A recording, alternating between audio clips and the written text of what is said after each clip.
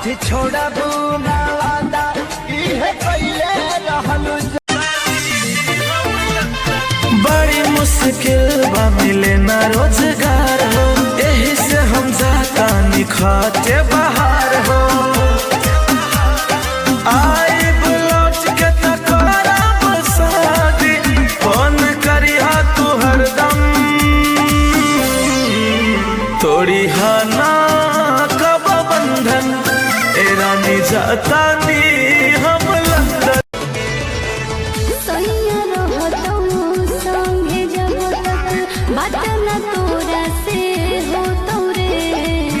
कैसे लगता मनवा जानो दिलवा बड़ी रोतोगे। सोने न तोर देखेला चेहरा जाके ना भूला जाई है पियावा।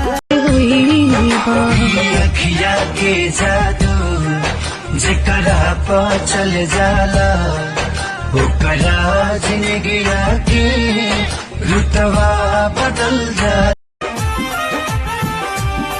हाथ माथा पौधों के क्रिया खइले रहल जान, साथी छोड़ा ना वादा इहे कइले रहल जान। हो गई दोसर के तू कुछ दिन के बात बा, दिल बोल कोई पगला था तू पगली, मैं ना बदला पर तू बदली। और मैं पगला था तू पगली, मैं ना बदला। हर दूधावा पियाई के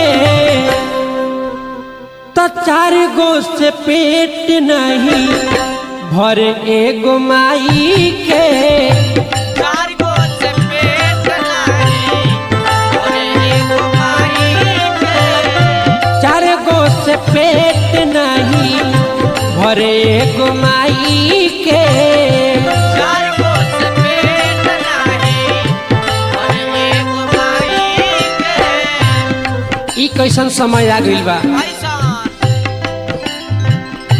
4 गो के पोस्ट देली दूधावा पियाई के। 4 गो के पोस्ट देली दूधावा पियाई के। 4 गो के पोस्ट देली। छोटी छोटी बातों में कसम मेरी खाना, याद जब आएगा वो तेरा अपने से समझे। सारे जहां के आगे खुल के यही कहेंगे, होके जुदा कहीं भी एक पल न हम रहेंगे। वादे किए हैं जो उनको न तोड़ेंगे। दामन वफा का अब हम न छोड़ेंगे। जो दिल में आएगा हमको करना है, अब हमको इस दुनिया से नहीं डरना।